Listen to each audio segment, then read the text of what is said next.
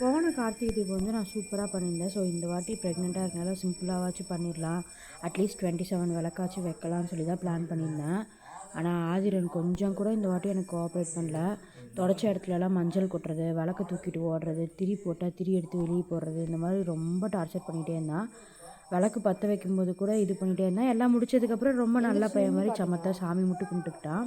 கரெக்டாக 6 மணிக்கு திருவண்ணாமலையில் விளக்கேற்றிட்டாங்க. நம்ம விளக்கேற்றலான்னு போனால் அவ்வளோ டார்ச்சர் பண்ணால் அவங்க அப்பாவே எனக்கு சுத்தமாக ஹெல்ப் பண்ணவே விடல. சமக்கம் எனக்கு அவன் மேலே நிறைய அடி வேற வாங்கிட்டான்.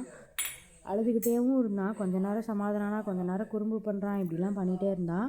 சரி ஏற்றி வச்சதுக்கப்புறமாச்சும் கம்முன்னு இருப்பான்னு பார்த்தா அப்போவும் அவன் கம்முன்னு இல்லை. அவனோட அந்த வண்டியை எடுத்துக்கிட்டு விளக்கு மேலே ஏற்றிக்கிட்டே தான் நான் போவேன்னு சொல்லி ஒரே செம்ம அழுக. நான் என்ன சொன்னாலும் கேட்கல, எவ்வளோ சமாதானப்படுத்தினாலும் கேட்கல. சரி ஈவினிங் வந்து கோயிலுக்கு போகலான்னு சொல்லி ஒரு பிளான் இருந்தது. இங்கே வந்து செம கூட்டமாக இருக்குது இந்த மாதிரி நல்ல நாளில் கூட. அது ஏன்னு எனக்கும் தெரில. இவன் வேறு அழுதுகிட்டே இருந்தால் எனக்கு அழுதுகிட்டே இருந்தது, ஒரு மாதிரி இருந்தது. சரி கோயிலுக்காச்சும் கூட்டிகிட்டு போனால் கம்முன்னு இருப்பான்னு சொல்லிட்டு கோயிலுக்கு போய்ட்டு, ஆனால் கோயிலுக்கு போய் பார்த்தா அங்கே கூட்டமே இல்லை சுத்தமாக. ஏன்னு தெரில.